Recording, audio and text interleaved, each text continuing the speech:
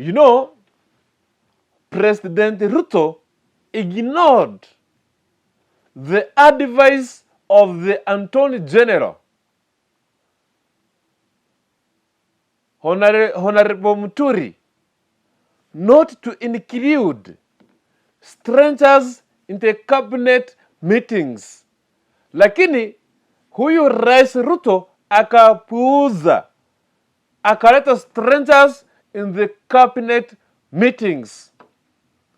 Before I do anything else, I want to let you know what is the cabinet meetings are meant for and who is supposed to sit in these meetings of the cabinet meetings. When the Attorney General, the advisor of the law, when he advises the president and the president ignores,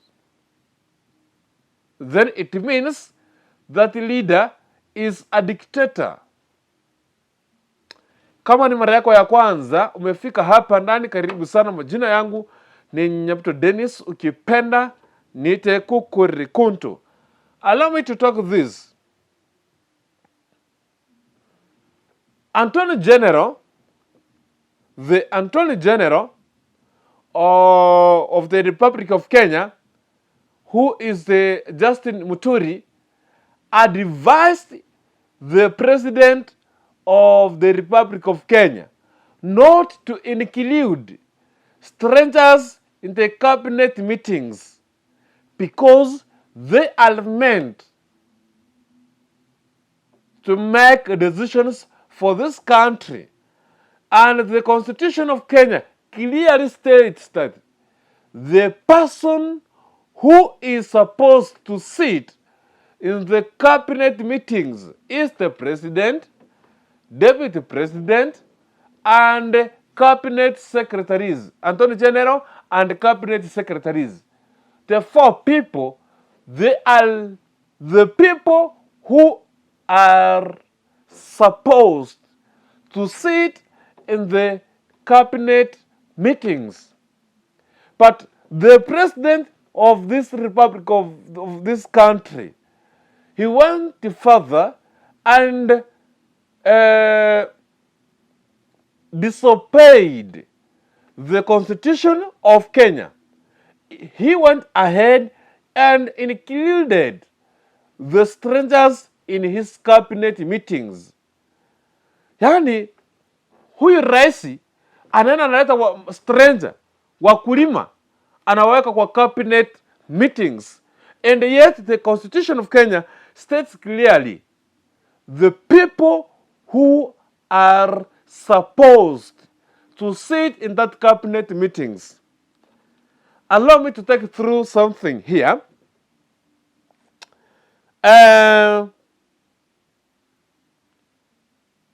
On July 27th, President Ruto cleared presidential advisors Monica Juma, who is the National Security, Deputy D, Economic Affairs, Harriet Chigai, Women Affairs, and UDA Secretary General Cleophas Malala to be attending meetings of highest decision-making organ in the country. Yani, the president of this Republic of Kenya can go further and include politicians, farmers, quacks into cabinet meetings against the Constitution of this Republic of this country. To be very sincere and very honest, the Constitution of Kenya states clearly, very clear, the people who are supposed to sit in the cabinet meetings. And now in the cabinet meeting, you have included Cleophas Malala, a politician, the Secretary General of the party, someone who is fighting for the party, someone who is thinking of politics. And now that's the person who is sitting in the highest decision making of the country. Doing what? The president of this republic, I can state, is a dictator. Why should he break the law and include the 4 people who even he went ahead and he sworn them secretly? For what purpose? So what a Secretary General of a party, what can he make?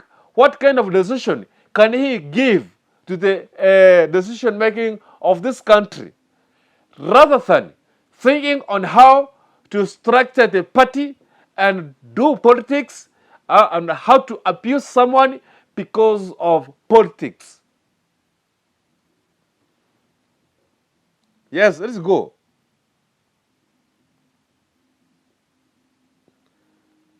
Now, according to Article 152 of the Constitution, the cabinet comprises. Let me now tell you who are the cabinet, who is supposed to sit in the cabinet, who is supposed to attend the meetings of the cabinet meetings. Now, according to Article 152 of the Constitution of this Republic of Kenya, the Constitution of 2010, states clearly, very clear, the cabinet comprises of 25 members. It comprises of 25 members, not more than 25 members. And who are these 25 members who are supposed to sit in these cabinet meetings? Number 1, the president is supposed to sit in these meetings. The deputy president, that's number 2. Number 3, the attorney general, and up to 22 cabinet secretaries. Cabinet, the CS for education, for ICT, that's for interior. Those CS, name them by their names. They're the one who are supposed to sit in these meetings. Not even the permanent secretaries, but the cabinet secretary. Yani, the president can go ahead and break the law, go further and include the political secretary general of our party to go and sit in the meetings of the cabinet meetings, and yet instead, let's say, if he was to include a PS, not a secretary of a party, and this Southeast country will never wake up. It is death. This country, it is death. Because of the kind of leadership we have. We have poor leadership in this country. People think, dream on how they should run the country. Yaani mtu anaketi tu hivi analala na sinzia. Anasema, wow, nimeota. Cleophas Malala and David Ndii just come to the cabinet meetings. And to be very sincere and very honest, it is against the law. It is against the law of this country called Kenya. According to the Constitution of 2010, in this country, the president of this country has no powers to add any person to the cabinet meetings. He has no powers. He has no powers. But because he feels like he's the head of the state, he can wake up one day, one night, and dream like, I have to include someone in the cabinet meetings, and which is against the law. Let me continue. The same people in the previous regime of Uhuru Kenyatta, as were Home, who is now the deputy speaker. She went ahead last 2020 and petitioned the former president because of creating such kind of positions in the cabinet meetings. So, the Law Society of Kenya, a member, has moved to court to challenge the inclusive of the four who have already taken their oath on secrecy in cabinet meetings, which we can label, which are labeled as mischief. That is not going so far. So in September 2020, then Kandar MP and current Ersu Wahome, they moved to court only to petition this kind of, what I can say, it's meanness. This kind of meanness that the former regime wanted to commit. So let's obey the Article 152 of the Constitution of 2010 of this Republic of Kenya, that the people who are supposed to sit in the meetings of the cabinet meetings are the president, the deputy president, and the 22 attorney general, and the 22 cabinet secretaries, and not party leader, a party leader, UDA. That's wrong. Unafunja sheria tu na macho yako mawili na Wakenya wanakutazama. And here are the MPs praising you day and night, glorifying you day and night.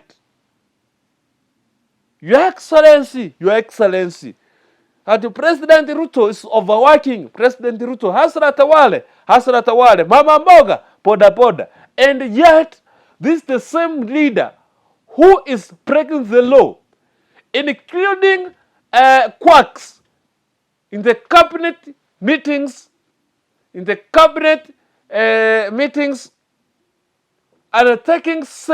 taking oath in secrecy. For what purpose? What kind of awkward government do we have in this country? The government which is breaking the law every day, time and night, every moment. People should break the law. Watu wanafunja sheria tu kwa vitu zenye haziko. Remind the president like this, that this kind of regime, power is a transient.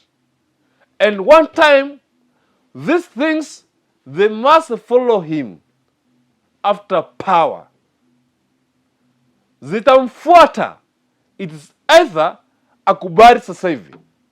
There is nobody who is permanent. Don't do things as if you are this country, it is yours. Consider everybody. Just follow the law. There's nobody who is against you. Don't preach the law. Just follow the law. Wachana story mingi. Wacha kufanya vitu zako. Otherwise, I blame the members of parliament. They don't know their work. Wametulia tu. Wamepumzika. Para tu waende, Your Excellency, Your Excellency, Your Excellency, Your Excellency, Your Excellency. That's not what is the MPs are doing. When the president is pledging the law, and most of these people are lawyers. Take like Otienda Molo is a lawyer from Azimio. Look here, Mulkomen, who is the CS for trade. I don't know, for trade whatever. Or transfer whatever. I don't know. I don't care. He's a lawyer. And in fact, he's a lawyer.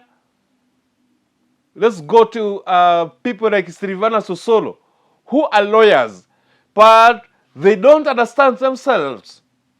They don't understand their work. Hawajielewi. Kazan, Your Excellency, the 50th president. Excellent. Now, president anda kufunja sheria. What should you allow the president include? Awkward. I don't know, the awkward, quacks. Sorry, not the awkward, but quacks. Include quacks in the cabinet meetings. For what purpose? When you sit in the cabinet meetings, then it means that you are making the highest decision on how the country is supposed to be run. And someone is owning an office of a party and is sitting in the cabinet. Who is Jehovah Jireh? Now you can see. Hii ndio serikali mlichagua ya mama mboga poda poda. Na mtalia tu. Mtalia tu, I tell you. Kila kitu kitageuzwa na hakuna kitu mtafanya. But let me remind you one thing. Power is transient.